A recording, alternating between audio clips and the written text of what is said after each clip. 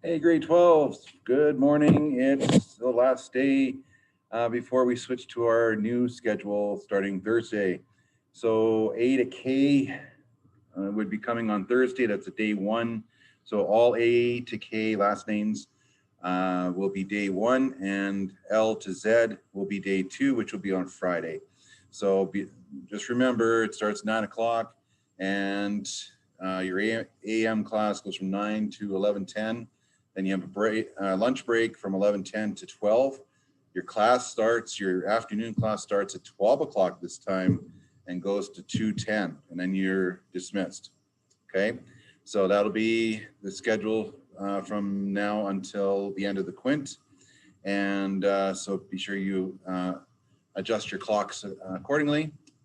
And so this afternoon, no school due to PD, so we can get ready for tomorrow's transition.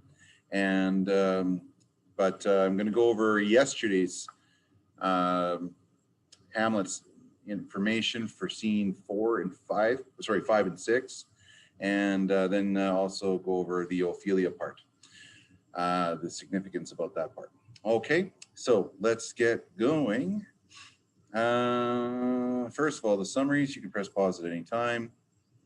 And be sure that you get those summaries up to date because we are nearing the end of this play.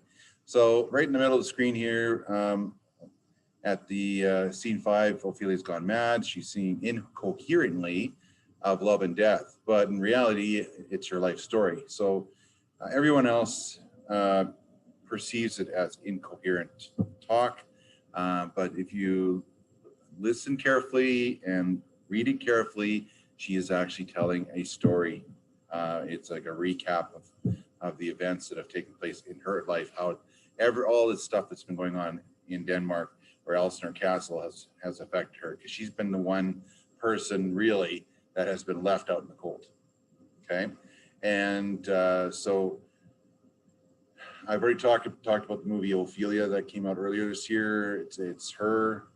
The movie's about her story and how things transpired while all the Hamlet story was taking place. So the perspective is pretty interesting and unique. So it brings out this part a little more in that movie as well. So I would check that out anyways. So that's Ophelia, and I believe it's on Netflix and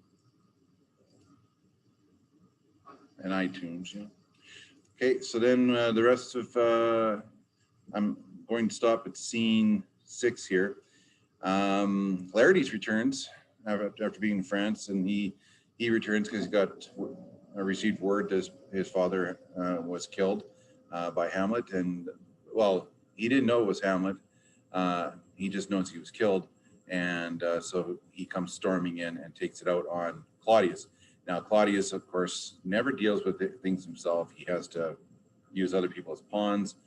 So now Laertes is the new pawn, because Rosencrantz and Guildenstern are en route to England with Hamlet. So he has nobody else to use as pawns anymore. So Laertes is a brand new, fresh piece for the chessboard. And Laertes witnesses this transformation of Ophelia. It's like, why did it happen to her? What happened? And, this can't be, stuff like that. It's like, well, you went off to France, so you left your sister behind to deal with all the stuff going on in the family. And Ophelia had nobody. Okay, she had no support system in place. Polonius was there, but he wasn't there. That makes sense. And Laertes was not there at all, and now he's back, and it's like I guess a mirror universe, so to speak, and he doesn't understand what's going on. Claudius, of course, says it's all Hamlet's fault. In scene 6, Horatio receives a letter from Hamlet saying he's escaped the trip of death, I guess we'll call it. I say death ship, and that's basically what it was, because upon arrival in England, he was going to be killed by the King of England, because that was a request from the King of Denmark, Claudius, to have Hamlet killed upon arrival.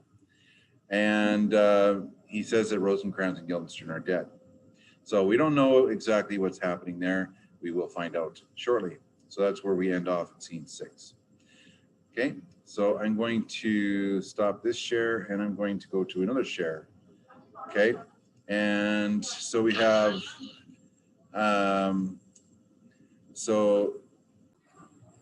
okay, so where am I here? There we go. So this is the breakdown of Ophelia's downward spiral.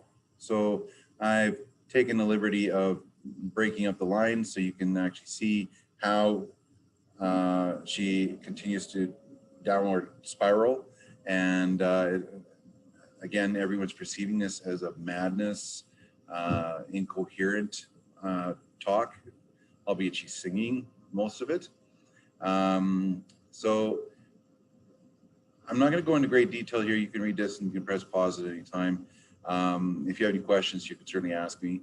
But the bit, I guess the Coles Notes version would be she's questioning her relationship with Hamlet. Was it even real? Because if you go to the to be or not to be speech, Hamlet, when Ophelia returns the gifts, albeit it was she was told to by Polonius and Claudius while they were spying, it was uncharacteristic of her to do a thing like that, and Hamlet knew that. So when he says, "Get thee to a nunnery," it is a way of saving her from all this stuff, because a nunnery back then was a safe haven for women. But she didn't view it that way. It was misperceived as well on her end. And she also speaks of her dead father and of course, the broken relationships she's had with Hamlet, with her father. Laertes is in the mix as well, because he took off to France. She should have been celebrating Valentine's Day. It should have been a special day between her and her love, Hamlet, but that's not the case. She says the men are all liars and untrustworthy, and Hamlet made promises to wed her, and she even declared that Hamlet's relationship with Ophelia was like a marriage back in Act 1, I believe.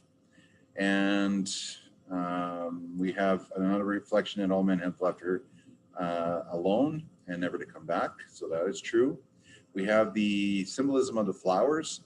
And so if you're, for your tombstone project, if you're looking for some ideas for Ophelia's character, you can, or even other characters, you can look at these flowers to provide that symbolism. So we have rosemary, pansies, fennel, columbines, rue, herb grace, daisy, violets. Okay, I think that's it.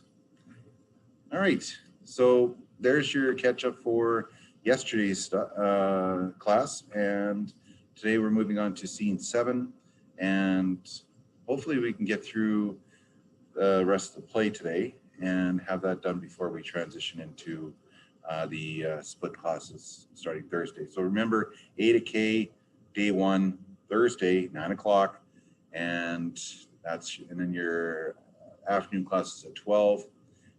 And on day 2, Friday, is L to Z, again 9 o'clock and 12 o'clock. Those are your start times for your classes.